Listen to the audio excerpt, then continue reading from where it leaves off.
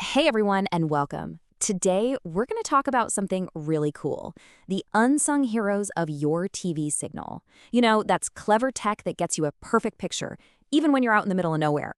All right, so this is part 26 of a much bigger 40-part series on modern broadcast transmission from Virtualization Options LLC. And today, we're zeroing in on a classic problem that broadcast engineers have been tackling for decades, the dreaded signal gap. Yep, the TV signal gap. We've all been there, and you know exactly what I'm talking about. So, have you ever wondered why your TV signal just vanishes? I mean, you're right in the middle of the best part of a show and poof, it's gone. What's actually going on there? Well, it really just comes down to physics. See, TV signals, especially the VHF and UHF ones we use today, they travel in a straight line, kind of like a beam of light. So if something huge, like a mountain or a bunch of tall buildings, gets in the way, it literally casts a signal shadow. And if you're in that shadow, well, you get terrible reception, or maybe no reception at all. So how do we fix this? Well, broadcast engineers have a really clever solution for lighting up those dark spots. Let's meet the signal boosters. Okay, so here's the hero of our story, the TV translator. The easiest way to think about it is like a relay station in a race. It's perfectly placed to catch a weak, fading signal from the main broadcast tower. It juices it back up with a ton of power and then zaps it out again on a brand new channel, aimed right at those hard-to-reach spots. So how do these things actually work their magic? I mean, how does a box on some remote hill actually do all this? Let's break it down step by step. It's basically a 5-step process. First, you've got a super sensitive antenna that snags that weak signal out of the air.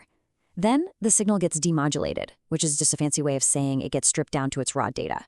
Step 3, it gets moved over to a new, totally clear channel. After that, it hits an amplifier and gets a huge power boost.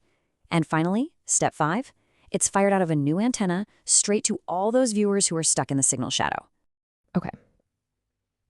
That sounds pretty simple on paper, right? But actually deploying these things out in the real world, yeah, that's a whole different story. There are some serious challenges. First off, the translator itself needs to get a decent signal to work with, and that's not always easy.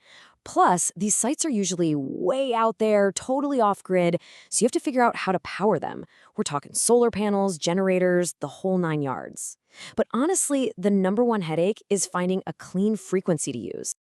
Yeah, you can't just grab any old channel. The airwaves are already super crowded. Engineers have to do some really complex analysis to find an open spot that won't cause interference for any of the big, full-power stations nearby. It's a really delicate balancing act. But when they pull it off, the results are huge. This tech is literally the lifeline that connects entire communities that would otherwise be completely left in the dark. And what's really cool is how versatile this stuff is. In big cities, you've got these little low-power translators called gap fillers that are designed just to punch the signal down into those urban canyons between skyscrapers. But then you go out to the countryside, and you've got powerful translators doing the exact opposite, blasting the signal for miles to reach a tiny town tucked away in a mountain valley. Think about what this really means. It means a small mountain community gets local news and, more importantly, emergency alerts they'd otherwise miss. It can even mean getting a TV signal in an underground tunnel. It's the definition of bridging that last mile of connectivity. And of course, the power level is totally tailored to the job. That little urban gap filler, it might only need about 100 watts. But that big one covering a whole rural county, that could be cranking out 3,000 watts or more to push that signal out. But here's what I think is the absolute coolest part, and maybe the most important thing to remember. Back in the old analog days, every time you rebroadcast a signal, the quality got worse. It got grainy, fuzzy.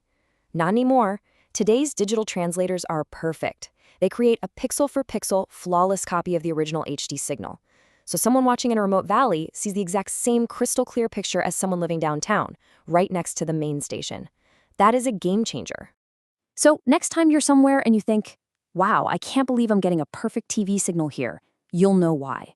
You can thank the humble, hardworking TV translator. And it kind of makes you wonder, doesn't it? What other invisible technology is out there working quietly behind the scenes just to keep our world connected?